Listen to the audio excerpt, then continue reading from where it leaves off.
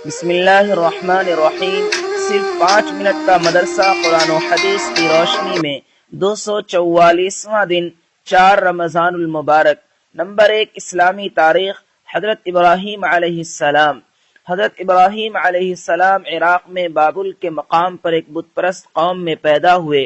آپ نے اپنے گھر والوں اور وہاں کے ظالم بادشاہ نمرود کو ایمان کی دعوت دی، بت پرستی سے باز رہنے کی نصیحت اور جھوٹے معبودوں کی بے کسی کو بڑی قوت و شدت سے بیان کیا۔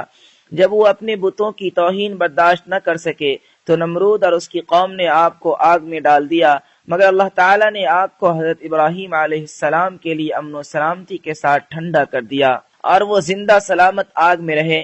اس منظر کو دیکھ کر کچھ لوگوں نے ایمان قبول کر لیا، جس کی وجہ سے بادشاہ اور قوم کی مخالفت اور شدید ہو گئی، تو وہ اپنے اہل خانہ کو لے کر بابل سے شام اور پھر وہاں سے مصر کی طرف ہجرت کر گئے۔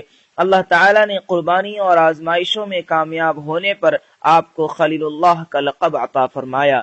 حضرت ابراہیم علیہ السلام کی 3 بیویاں تھیں، حضرت حاجرہ علیہ السلام، جن سے حضرت اسماعیل علیہ السلام پیدا ہوئے، اور اللہ کے حکم سے ماں اور بیٹے کو سرزمین مکہ میں آباد کیا، اور پھر باپ بیٹے نے مل کر بیت اللہ کی تعمیر فرمائی۔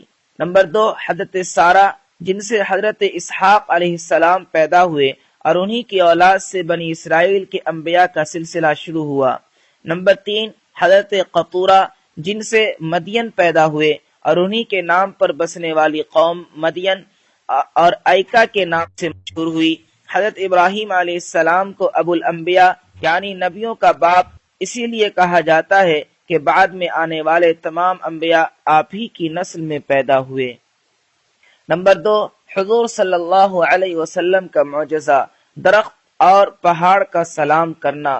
حضرت علی رضی اللہ عنہ بیان کرتے ہیں کہ مکی زندگی میں مرتبہ رسول اللہ صلی اللہ علیہ وسلم مکہ کے کسی علاقے کی طرف نکلے تو میں بھی آپ صلی اللہ علیہ وسلم کے ساتھ ہو لیا۔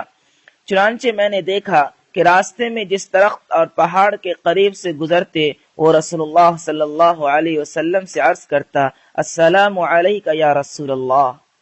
نمبر 3، ایک فرض کے بارے میں، روزہ کی فرضیت۔ قرآن میں اللہ تعالیٰ فرماتا ہے، اے ایمان والو، جس طرح تم سے پہلے لوگوں پر روزہ فرض کیا گیا تھا اسی طرح تم پر بھی فرض کیا گیا ہے تاکہ تم پرہیزگار بن جاؤ۔ نمبر 4، ایک سنت کے بارے میں، افطار کے بعد یہ دعا پڑھے۔ رسول اللہ صلی اللہ علیہ وسلم افطار کرتے تو یہ دعا پڑھتے، ذهب الظمأ وابتلت العروق وثبت الاجر انشاء اللہ۔ ترجمہ، پیاس بجھ گئی، رگیں تر ہو گئیں اور انشاءاللہ اجر و ثواب بھی ملے گا۔ نمبر 5، ایک اہم عمل کی فضیلت، رمضان میں دعا کا قبول ہونا۔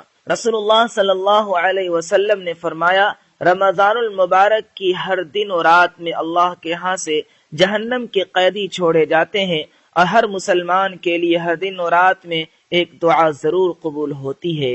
نمبر 6، ایک گناہ کے بارے میں، اسلام کے علاوہ کوئی دین قبول نہیں ہوگا۔ قرآن میں اللہ تعالیٰ فرماتا ہے، جو شخص اسلام کے علاوہ کسی دوسرے دین کو پسند کرے گا تو اس کا وہ دین ہرگز قبول نہ کیا جائے گا اور وہ آخرت میں نقصان اٹھانے والوں میں شامل ہوگا۔ نمبر 7، دنیا کے بارے میں، کافروں کے مال سے تعجب نہ کرنا۔ قرآن میں اللہ تعالیٰ فرماتا ہے، تم ان کافروں کے مال اور اولاد سے تعجب میں مت پڑو، کیونکہ اللہ تعالیٰ دنیا ہی کی زندگی میں ان کافروں کو عذاب میں مبتلا کرنا چاہتا ہے، اور جب ان کی جان نکلے گی تو کفر کی حالت میں مریں گے۔ نمبر 8، آخرت کے بارے میں، اہل جنت کی آپس میں محبت۔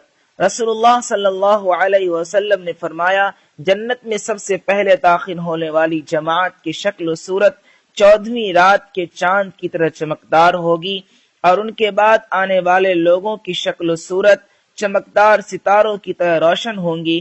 ان سب کے دل ایک ہی آدمی کے دل کی طرح ہوں گے، جن میں بغض و عداوت اور حسد نہیں ہوگا۔ ان میں سے ہر شخص کے لیے جنت ایسی 2 خوبصورت حوریں ہوں گی جن کی پنڈلیوں کا گودا باہر ہی سے نظر آ رہا ہوگا۔ نمبر 9، طب نبوی سے علاج، مسواک کے فوائد۔ رسول اللہ صلی اللہ علیہ وسلم نے فرمایا، مسواک منہ کی صفائی اور خدا کی رضامندی کا ذریعہ ہے۔